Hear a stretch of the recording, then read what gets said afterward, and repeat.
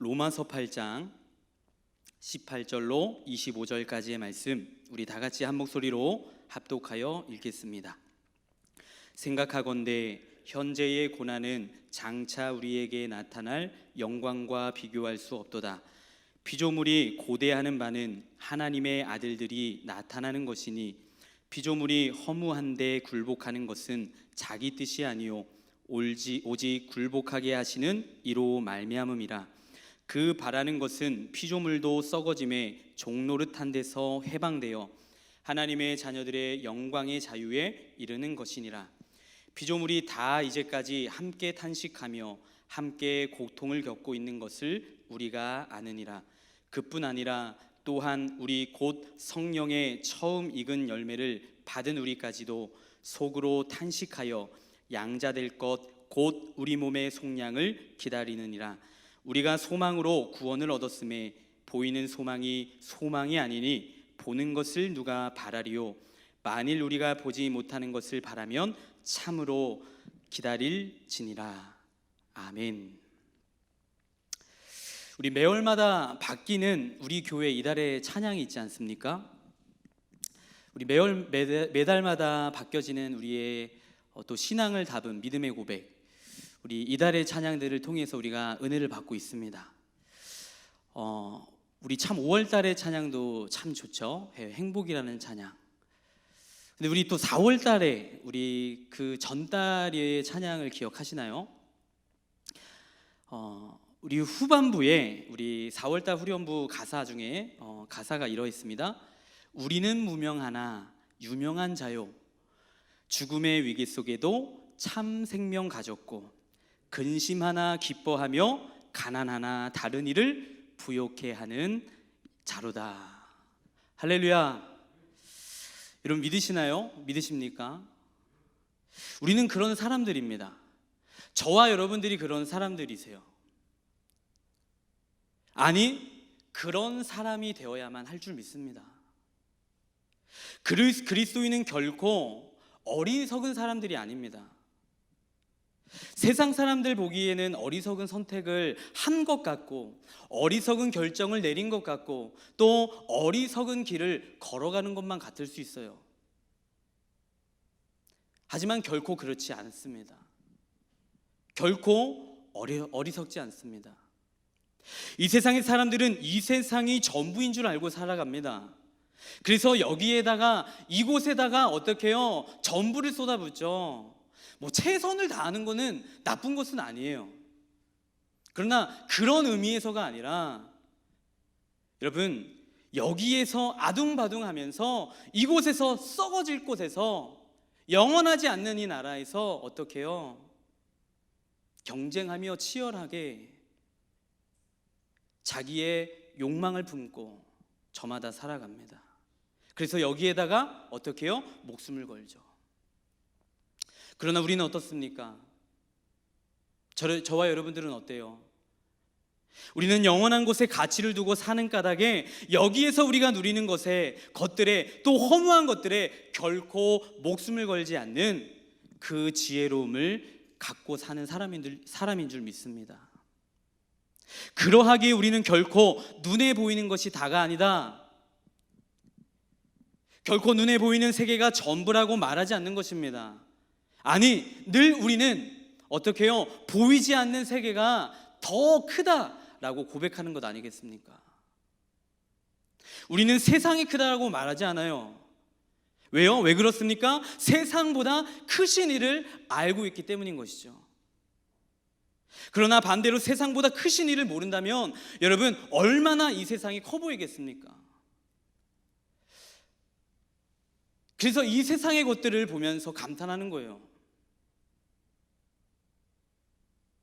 오늘 사도 바울은 반드시 주님과 함께 상상할 수 없는 영광, 장차 우리에게, 나에게 나타날, 나에게 주어질 그 영광을 바라보고 있습니다. 그리고 교회를 향해, 성도를 향해 너희들도 바라보아야 한다라고 말하고 있는 것입니다. 반드시 주님과 함께 상상할 수 없는 영광, 그 큰 영광을 바라보아야 할 것을 이야기하고 있어요. 더 나아가 그 영광의 자리에 들어가기 위해서 반드시 어떻게 해요? 고난을 함께 겪어야 한다. 고난을 함께 겪어야 한다는 것을 또 말씀하고 있는 것입니다. 그러나 여러분 어떻습니까? 수많은 그리스도인들은 예수를 믿으나 예수 복 받기를 원하나 여러분 어때요? 고난은 면제받고 싶어요. 고난은 패스했으면 좋겠습니다. 여러분 저도 그래요. 그 고난을 여러분 겪어보면 어때요? 겪어보면 알수록 그 아픔을 알기 때문에 여러분 어때요?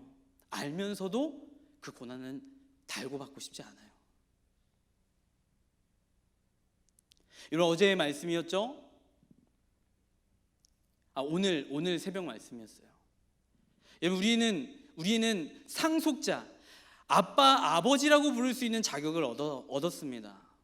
은혜죠. 그런데 어때요?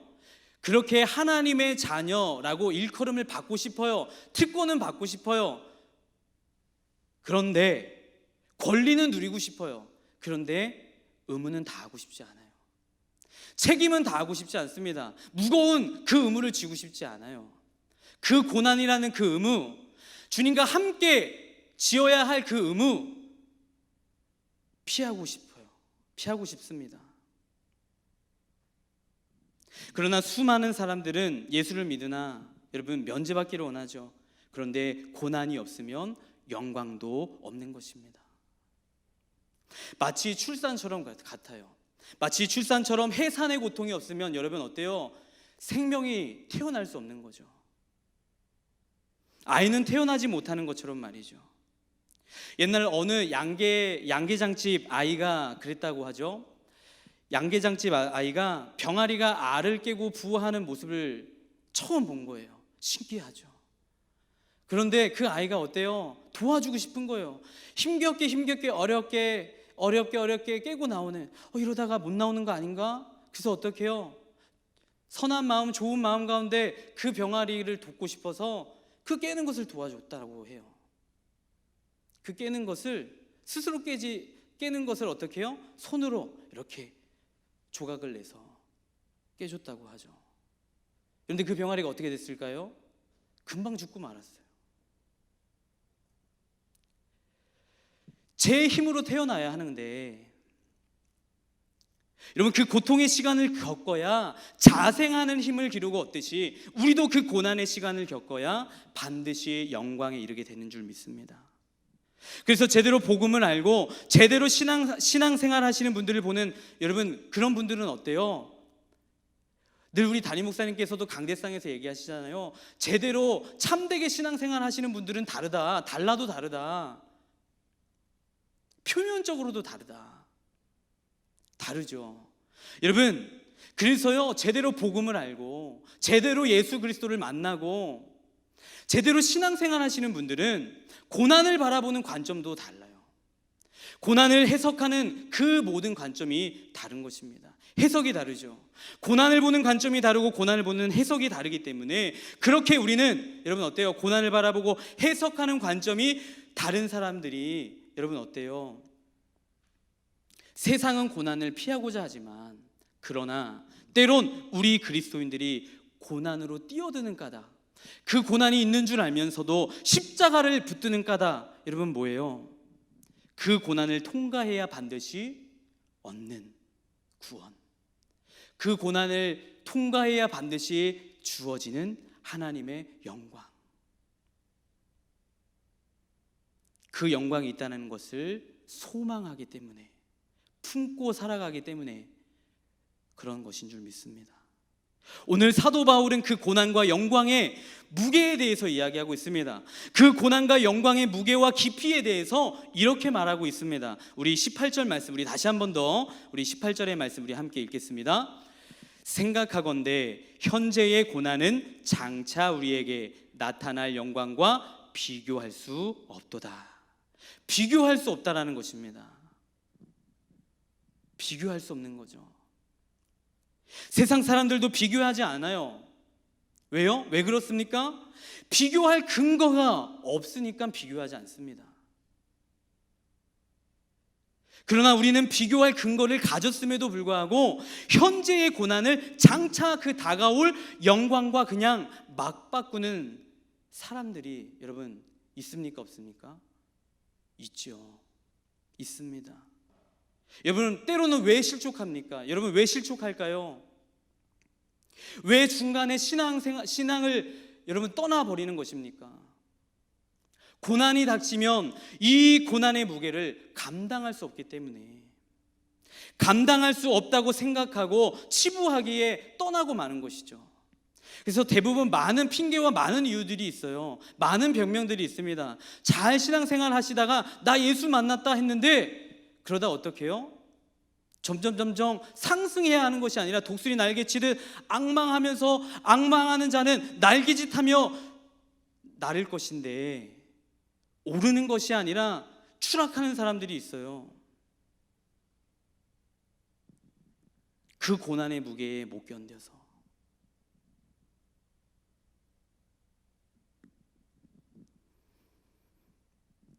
여러분 왜 그렇습니까? 왜 그렇습니까? 비교할 영광을 잃어버렸기 때문인 것이죠. 비교할 영광을 버렸기 때문인 것입니다. 비교할 영광을 놓쳐버리면 우리는 여기서 받는 고난을 절대로 이길 수 없습니다. 절대로 못 이겨요. 여러분 재작년 2019년도 휴먼 다큐멘터리로 제작된 우리 한국 영화 중에 이런 보신 분들이 있는 줄 모르겠습니다. 교회 오빠라는 영화가 있습니다. 기독교 영화예요. 순수 기독교 영화입니다. 제목이 교회 오빠예요. 예. 근데 교회 오빠 하니까 여러분들께서 상상하시는 그런 의미의 교회 오빠, 그런 영화가 아니에요. 아주 무거운 영화입니다. 그리고 감동적인 영화예요. 우리의 신앙과 고난 앞에서의 우리의 자세와 태도, 하나님과의 관계, 나의 신앙을 점검할 수 있는 영화예요. 참신하고 바른 의미에서의 교회 오빠입니다. 그 교회 오빠의 주인공은 이관희 집사님이시란 분이에요. 지금은 고인이 되셔서 하나님 품에 있습니다. 이관희 집사님의 실제 이야기예요. 라이프 스토리를 담은 영화죠. 그 영화 스포를 이제 제가 잠깐 이제 그 줄거리를 간략하게 이야기할 것인데, 나는 그 영화를 결단코 볼 거다. 여러분 스포를 주의하십시오. 나는 결단코 그 영화를 볼 것이다 하시는 분들은 잠시 귀를 막으셔도 좋습니다. 그 영화의 간략적인 이 줄거리는 그래요. 한 부부가 이 딸 아이를 이제 갖게 돼요. 아주 지극히 평범한 스토리 이야기가 시작됩니다. 한 부부가 결혼해서요 이제 첫 아이를 가져요. 그리고 이제 출산만을 기다리죠. 근데 출산을 했습니다. 아내가 산후조리원에 이제 들어가요. 그리고 들어갔다가 이제 나오는 날 남편 이관희 씨가 사기 대장암 소식을 받습니다. 아주 시한부와 같은 판결을 받아요. 그리고 갑작스러운 이관희 집사님 그 이제 병의 소식을 이제 그 소식을 이제 누가 들을까요? 가족들이 듣겠죠. 이제 친어머니가 듣고 그 충격을 못 이겨서 그 아들의 그 고통의 그 슬픔에 잠겨서 그만 극단적인 선택을 하세요. 어머니가 자살을 합니다. 아들이 고통받는 것을 보고 괴로워하시다가 좋지 않은 선택을 하죠. 그리고 나서 이제 시간이 흘러요. 치료를 받습니다. 치료를 잘 받다가 기적적으로 이관희 집사님이 항암 치료를 이겨내고 종료된 지 일주일 채도 안 돼서 어떻게 해요? 또 이번에는 아내가 사기 혈액암에 걸리게 됩니다. 실제 이야기예요. 결국에 남편은 다시 완치되었어요. 기적적으로요. 그런데 얼마 못 가서 암이 재발합니다. 암이 재발하고 그리고 결국 하나님의 부르심을 받게 돼요. 아내는 완치 판정을 받습니다. 아내는 완전히 완치 판정을 받았어요. 그래서 지금도 살아가고 있습니다.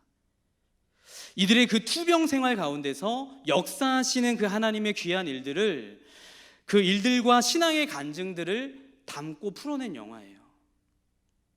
마치 정말 이 시대의 욥과 같은, 그래서 고인이 된 이 이관희 집사님을 현대 욥이다 라고 칭합니다. 욥과 같은 인생이었다. 그러나 여러분 어떻습니까? 많은 이들에게 감동과 도전을 주었어요. 분명 그 영화를 통해서 또 그분이 그 촬영하고 그 촬영을 하면서도 그 촬영 중에서도 이것이 나의 사명이다 라고 밝히세요. 이게 나의 마지막 하나님 나에게 주신 사명이다. 그래서 내가 이 필름에, 이 영화에 어떻게 해요? 하나님이 나에게 주신 이 사명과 하나님 내게 주신 그 은혜를 담아내겠다. 그 아픔 중에서도 그렇게 영화를 찍어가요. 여러분, 많은 이들에게 감동을 주었습니다. 감동을 넘어서 진짜 믿음을 보여줬어요. 고난 앞에서 그리스도인이 어떤 마음가짐과 믿음을 보여야 하는지를 보여주었습니다. 비록 지금은 고인이 되셨지만 당시 진짜 더 큰 감동이었던 것은 암이 재발하고 나서도 그의 마지막 사명을 담기 위해서 다시 10일간 촬영을 어떻게 해요? 제작진들에게 허락하고, 그리고 이런 말을 해요. 이런 말을 남깁니다. 주님은 눈부신 삶을 사는 사람을 증거로 삼기도 하시지만 나처럼 고통 속에서 주님을 놓지 않으려는 사람도 증거로 삼으신다. 고난 앞에 서지 않고, 그러면서 아주 멋진 고백을 해요. 너무나도 멋져요. 나는 고난 앞에 서지 않고 예수 앞에 섰다. 그리고 하나님을 원망하지 않는 거예요. 감사하는 것입니다. 그리고 자신의 삶을 더 되려 돌아보고 회개하는 거예요. 내가 얼마나 부족하게 살았는지, 그러면서 하나님 앞에 내게 주어지는 그 하루하루, 그 남은 시간이라도 하나님을 위해 더 쏟겠다. 그리고 10일간 다시 촬영을 합니다. 그리고 마지막 촬영을 마치고 10일 후에 9월 16일 자신이 태어난 날 하나님 품에 가게 됩니다. 가혹한 시련 속에서도 믿음을 굳게 지켜내셨어요. 성경에 구름같이 둘러싼 허다한 증인들처럼 그렇게 살았습니다. 힘든 투병 중에도 욥기의 진수, 마치 욥기의 진수를 나타내듯이 그 욥기의 진수는 결과에 있지 않고 과정에 있다라는 것을 말하고 싶었어요. 물론 여러분, 우리가 너무나도 잘 알고 있는 욥기는 어려운 그 과정을 이겨내고 여러분 해피엔딩으로 끝납니다. 하나님께서 다시 복을 주세요. 축복하세요. 다시 10명의 자녀를 주시고. 그러나 여러분, 이관희 집사님은 어때요? 과정도 욥의 모습처럼, 욥의 스토리처럼 그러했지만 마지막은 욥과 같지는 않았어요. 그러나 결과에 있지 않고 과정에 있다라고 말하고 싶었습니다. 욥으로 불린 고 이관희 집사님이 보여준 삶에 대한 태도는 남아있는 이들에게 자신의 삶을 되돌아보게 하며 고난 앞에서의 그리스도인, 고난 앞에서의 신앙이 무엇인지를 일깨워 주었어요. 이 영화를 많은 그리스도인들이 봤습니다. 그러나 바라보는 관점은 달랐어요. 바라보는 관점과 견해가 달라요. 특별히 우리가 살고 있는 이 시대가 어떻습니까? 우리의 삶에서 기적과 표적이 나타나야만 하나님의 영광이다라고 말하는 그런 사람들이 많이 있어요. 그렇게 말하는 사람들 속에서 우리가 신앙생활하고 있습니다. 여러분, 물론 그렇죠. 하나님께서 기적적으로 고쳐주시기도 합니다. 하나님의 능력으로 고쳐주세요. 지금도 그런 역사가 일어납니다. 믿습니다. 고쳐주시는 것도 하나님의 기적이고 하나님의 영광이죠. 그러나 그것만 영광입니까? 아니다라는 거죠. 많은 사람들이 말해요. 치유와 회복이 있으면 하나님의 역사이고 영광이지만, 하지만 그러지 못한 사람들은 그 반대로 어때요? 그 반대로 하나님의 영광을 가리는 사람들이야. 그러지 못한 사람들은 하나님의 영광을 가리는 사람들이야 라고 바라보는, 라고 해석하는 사람들이 문제 아니겠습니까? 그런데 또 다른 사람들이 있죠. 또 다른 관점, 또 다른 견해, 또 다른 해석을 하는 사람들이 있어요. 그 반대에 서서 여러분 어떻게 해석합니까? 그저 질병이 치유되고 안 되고가 아닌 조금 더 깊은 차원으로 들어가서 결국 삶과 죽음 앞에서 담대하게 하나님을 붙잡고자 하는 믿음이, 그것이 곧 하나님의 영광이 아닌가. 그래서 날마다 내가 죽고 그분이 사시는 삶, 바울과 같죠. 그 사자의 밥이 될 줄 알고 서 있는 그 옛날 믿음의 선진들과 같지 않습니까? 그 자체가 하나님의 영광 아니겠습니까? 설령 내가 병이 치유가 되어 하루를 더 살 수 있다라고 할 때 그 시간을 하나님보다 세상의 것을 바라보고 열심히 산다면 그것이 영광이 되고 의미가 있을까? 그렇게 하나님 앞에서 돌아보고 점검하는 것이죠. 그저 생을 연장하는 게 다가 아니라 고 이간희 지사님처럼 그와 같은 믿음을 소유한 사람들은 여러분 어떻게 보고 어떻게 해석합니까? 나에게 그 치유가 되지 않다 할지라도 조금 더 깊은 차원에서 담대하게 하나님을 붙잡고 사는 그 믿음, 그 순간순간이 하나님께 영광이다. 여러분, 사도 바울의 고백처럼 장차 우리에게 나타날 영광, 상상할 수 없는 영광을 늘 사모하고 늘 우리 마음속에 그리고 있어야, 또 품고 있어야 고난을 이겨낼 수 있는 줄 믿습니다. 그러한 놀라운 소망과 갈망과 기대를 잃지 않아야, 잃어버리지 않아야 우리는 여기에서 겪는 그 고난, 현재의 고난을 넉넉히 이겨내는 거예요. 고난 앞에 서지 말고 예수 앞에 서시는 저와 우리 모두가 되어지기를 바랍니다. 그런데 여러분 어떻게 이겨냅니까? 넉넉히 이겨내는 거죠. 왜냐하면 그 무게가 비교가 안 되니까요. 비교가 안 되니까 그런 것입니다. 그 비교가 안 되는 은혜, 비교가 안 되는 사랑, 그 비교가 안 되는 영광이 우리 안에 있기 까닭에, 여러분 그 고난이 내 앞에, 현재의 고난이 내 앞에 있다 할지라도 문제보다 크신 그 하나님, 문제보다 그 큰 영광을 바라볼 때 모든 것을 이기는 것이죠. 여러분 또 오늘 말씀을 이렇게 고난과 영광을 이야기하면서 또 피조 세계 전체를, 그 피조물의 세계 전체를 이야기해 주고 있습니다. 우리 19절 20절 말씀 우리 함께 읽겠습니다. 피조물이 고대하는 바는 하나님의 아들들이 나타나는 것이니 피조물이 허무한데 굴복하는 것은 자기 뜻이 아니요 오직 굴복하게 하시는 이로 말미암음이라. 여기에서의 단어는 크리에이처, 피조물이라고 하지만 이 크리에이션, 피조 세계로 번역하는 것이 우리에게 어쩌면 더 이해하기 쉬운 번역일 수 있겠습니다. 따라서 피조 세계 전체를 말하는 거예요. 이 피조 세계 전체가 고대하고 있다라는 것입니다. 마치 갈망하고 있다라는 거예요. 하나님께서 지으신, 하나님의 손으로 지으신 이 모든 피조물이 지금 고대하고 있다. 여러분 무엇을요? 하나님의 아들들이 나타나는 것.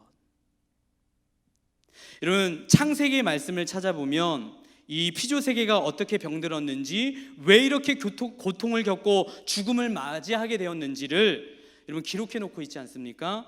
우리 함께 이 시간 또 성경을 또 우리 찾아가면서 우리 말씀 보기 원합니다. 우리 창세기 3장 우리 17절부터 우리 19절까지 말씀 우리 함께 우리 손으로 우리 찾아서 우리 함께 읽기 원합니다. 우리 창세기 3장 17절부터 19절까지의 말씀입니다.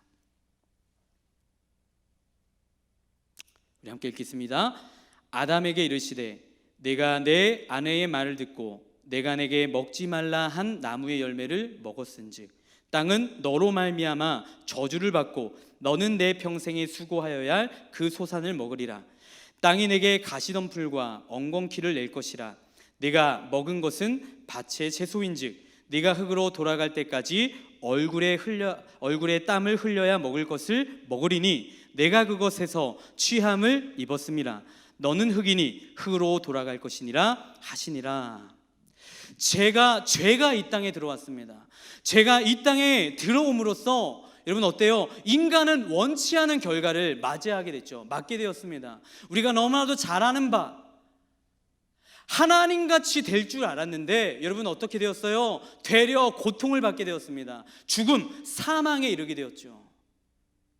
그런데 더 큰 문제는 뭐예요? 문제는 온 땅을 다스려야 할 그 인간이 타락함을 통해서 이 땅도 여러분 같이 저주를 받았다는 것입니다. 하나님이 지으신 이 세계도 저주를 받았어요. 여러분 왜 우리가 살고 있는 이 지구가 여러분 점점 병들어가고 있습니까? 여러분 자연과 생태계를 연구하는 여러분 그 과학자들도, 그 연구가들도 이야기하잖아요. 지구가 병들었다, 지구가 열받았다 이렇게 표현하지 않습니까? 지구가 지금 점점 죽어가고 있다. 여러분 왜 일찍이 오존층이 깨졌고, 왜 빙하가 점점 녹아져 가고, 왜 엘니뇨 현상이 일어나고, 왜 지진이 곳곳에서, 여러분 그저 지진은 나는 곳에서만 나는 줄 알았어요. 그런데 그렇지 않죠. 이제 안전지대가 없어요. 곳곳에서 일어납니다. 그러면서 우리를 위협하고 세계를 뒤흔들죠. 여러분 병들었기 때문인 것입니다. 하나님의 말씀에 성경을 통해 해석하면 땅이 인간과 함께 여러분 어떻게 해요? 타락했고 저주받았기 때문 아니겠습니까? 따라서 회복을 갈망하고 있는 것입니다. 이 피조 세계 전체가 회복을 갈망하고 있다라고, 고대하고 있다라고 지금 말하고 있는 거예요. 하나님께서 처음 지으신 그대로 그 에덴 동산과 같은 그곳을 고대하는 것이죠. 사도 바울은 온 열방을 품고 있습니다. 복음을 아는, 그 복음을 품고 사는 사도 바울은 온 열방, 땅끝을 바라보고 있어요. 아직 가보진 않았지만 그 안에는 넓은 세계가 있습니다. 지구를 품고 있어요. 온 우주를 품고 있어요. 온 열방을 품으면서 이야기하는 것입니다. 인간이 회복되어야 하는 이유, 인간이 구원받아야 하는 이유, 인간이 구원받을 때 비로소 피조 세계 또한 구원에 이르기 때문인 것이죠. 하나님의 세계, 하나님의 창조의 원리가 그런 것 아니겠습니까? 그저 환경론자의 이슈가 아닌, 여러분 어때요? 어쩌면 이 환경은, 이 지구는 믿음의 사람들, 하나님의 아들에게 맡겨진 문제, 맡겨진 일들 아니겠습니까? 그래서 우리가 관심을 가져야 할 일인 것입니다. 그것을 더 이상 그저 이슈를 만들어내는 사람, 그저 운동하는 그런 운동권들에 있는 그런 시각들에서, 운동권의 시각에서 바라보는 사람들만의 볼 일이 아닌 것이죠. 열방을 품고 왕 같은 제사장으로서 살아가는 우리들, 여러분 우리들의 몫인 것입니다. 우리가 관심을 가져야 할 일인 것이죠. 그것은 더 이상 그저 그들만의 문제가 아니에요. 구원받은 사람들, 하나님의 아들들을 기다리는 피조 세계 전체의 갈망을 우리도 보아야 할 줄 믿습니다. 그래서 우리는 우리 자신의 구원만 받고 나면 끝이 아닌 거죠. 우리는 우리 자신이 구원받고 나면 이 세상이 여러분 어때요? 달리 보이는 거예요. 달라 보이는 것이죠. 그저 이 세계가 여러분 어때요? 예수를 믿기 전과 예수를 믿고 난 후 바라보는 관점이 다 다른 거예요. 이 자연을 바라보도 어때요? 새를 바라보도 어때요? 지저귀는 새를 바라보면서, 이 자연을 바라보면서, 하나님께서 지으신 그 모든 산과 바다를 바라보면서 여러분 어때요? 그 구원의 기쁨을 아는 사람, 그 구원의 가치, 복음의 가치를 아는 사람은 어때요? 그 하나님의 나라를 소망을 품고 사는 사람은 어때요? 아, 저 지저귀는 새가, 저 흔들리는 나무와 꽃잎이, 바다와 산이 하나님을 찬양하고 있구나. 그렇게 믿고 그렇게 느끼는 것 아니겠습니까? 여러분, 그것이 참된 구원의 기쁨, 구원의 감격 아니겠습니까? 그래서 피조 세계 전체가 과학적으로 엔트로피라고 하더라고요. 엔트로피라고 말하지만 피조 세계 전체도 사실 죽음을 향해 달려가고 있다, 그렇게 말하고 있어요.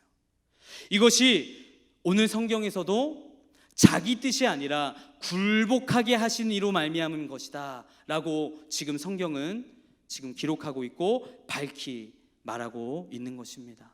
하나님께서 이 피조세계 전체를 인간의 통치하에 또 다스림 가운데에 두었기 때문에 그런 것이죠. 여러분, 따라서 어떻습니까? 따라서 우리의 구원, 우리만의 구원이 아니다라는 것입니다. 모든 것이 연결되어져 있어요. 인간의 구원과 회복은 지구 전체 피조세계의 구원과 회복인 줄 믿습니다. 그리고 21절, 22절의 말씀 우리 함께 또 이어보겠습니다. 우리 21절, 22절 말씀입니다.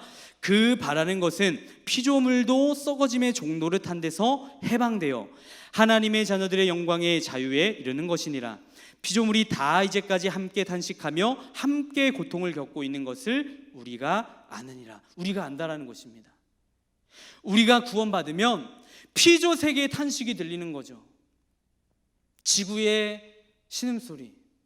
여러분, 단순히 도덕적, 윤리적 그런 것이 아니라 지구가 병들어가고 있고, 마치 지금 이 코로나 3년 가태를, 이 사태를 바라보면서 그래서 품고 기도하는 것 아니겠습니까?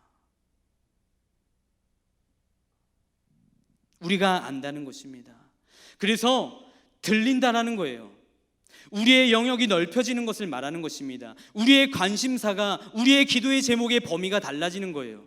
그래서 하나님을 사랑하면 하나님의 것을 사랑하는 것이죠.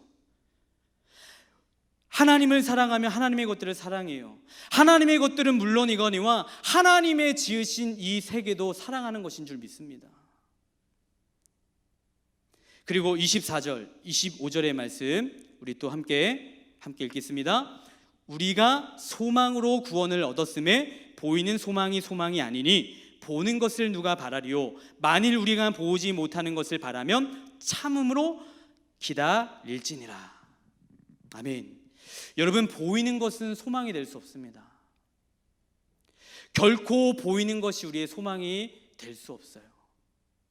눈앞에 보이는 건 소망의 대상이 아닌 것입니다. 여러분, 저 큰 빌딩, 여러분 피조물 그 다음에, 여러분 요즘 세상 사람들이 어떻게 말하고 있어요? 피조물을 지으신 그 자 다음에 누가 최고라는 거예요? 건물주라고 하잖아요. 창조주 다음에 최고가 건물주다, 그런 말이 있지 않아요, 세상에? 여러분, 저 큰 빌딩이 우리의 소망이 아니라, 저 큰 빌딩이 우리의 소망이 되는 것이 아니라, 이 세상에 어떠한 것도 우리의 소망이 아니라, 여러분, 은혜 통장의 잔고가 우리의 소망이 되는 것입니까? 욕망이 될 수는 있죠. 그 은행 잔고에 여러분 그 계좌에 여러분 얼마나 있는지 모르겠어요. 여러분, 많이 쌓이면 쌓일수록 그것이 우리의 소망이 되는 것입니까? 욕망이 될 수는 있으나 소망이 될 수는 없는 것입니다. 보이지 않는 것, 세상에 보지 못하는 것, 그러나 우리는 영적인 눈을 떠서 보는 것, 그 소망을 붙들고 살아가는 사람인 줄 믿습니다. 그런 사람이 성경에서 말하는, 여러분 어떤 사람들인 것입니까? 세상을 넉넉히 이기는 자들이다. 여러분, 25절의 말씀처럼 보지 못하는 소망을 붙들었으면 여러분 어떻게 참는 것입니까? 어떻게 견뎌요? 인내로 견뎌내는 것이죠. 오래 참음으로 견뎌내는 것입니다. 로마서 5장 4절의 말씀처럼 인대는 연단은 소망을 이룬 줄 알미니라. 소망이 아닌 것을 오래 참을 필요는 없습니다. 그러나 소망을 못 참는 것 또한 여러분 어떻게 보면 우리가 품는 소망, 우리가 가져야 할 소망, 그것을 우리가 기다리지 못하고 못 참는다면 그것도 불신일 수 있는 것입니다. 소망은 오래 참는 거예요. 그러니까 소망인 것입니다. 믿음은 인내와 뗄래야 뗄 수 없는 것입니다. 그래서 진짜 믿음이 뭐예요? 여러분, 기다리는 것 아니겠습니까? 여러분, 우리가 어떤 믿음으로 무엇을 기다려야 하겠습니까? 마라나타, 주 예수여 오시옵소서. 이 땅에 다시 오실 우리 왕, 그 소망이 우리에게 있지 않습니까? 그러나 이 모든 것을 기다리게 하시고 소망을 이루게 하시는 분이 계시다라는 것입니다. 그분은 바로 보혜사 성령 하나님. 그리고 그 성령 하나님께서 마땅히 우리가 기도할 바를 알게 하시면서 진정한 소망을 품게 하시는 거예요. 진정한 우리가 기도하고 구할 기도를 알게 하시는 거예요. 진정한 길을 보여주시는 것입니다. 그러면서 그 길을 비춰주시는 것이죠. 조명하시는 거예요. 누구를 조명하는 것입니까? 이 세상을 조명하는 것이 아니라 어디를 지금 조명하고 계세요? 성령님께서 어디를 조명하십니까? 우리가 이르러야 할 땅, 우리가 속해야 할 곳, 우리가 들어가야 할 곳, 영원한 나라, 하나님의 나라인 줄 믿습니다. 구원인 줄 믿습니다. 우리가 바라보아야 하고 우리가 붙잡아야 할 분, 예수 그리스도인 줄 믿습니다. 그래서 예수 그리스도, 오직 예수가 우리의 소망인 줄 믿습니다. 이처럼 우리가 진정 누구인지를 알아 본연의 모습을 알고 무엇을 회복하고 또 무엇을 구하고 우리가 가져야 할 소망이 무엇인지를 아는 그 깨닫는 은혜가 다시 들려지는 이 복음, 이 복음의 능력으로 깨달아지는 은혜가 있게 되어지기를 소망합니다.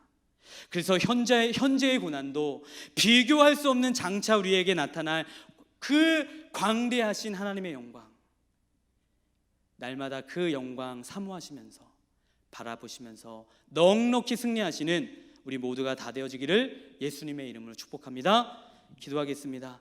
참 좋으신 하나님, 우리 모두가 진정한 복음의 가치 또 소망이 되시는 예수 그리스도만을 품고 살아가는 자들이 다 되어지기를 바랍니다. 그래서 고난이 찾아올 때 그 현재의 고난 앞에 서는 자들이 아니라 예수 앞에 서는 자들이 되게 하시고 장차 우리에게 나타날 크신 영광을 바라보며 소망으로 구원에 이르는 자들 되게 하시옵소서. 이 모든 것 가운데 선하게 역사하실 주님 바라보며 우리를 구원하실 예수 그리스도의 이름으로 감사하며 기도드렸습니다. 아멘.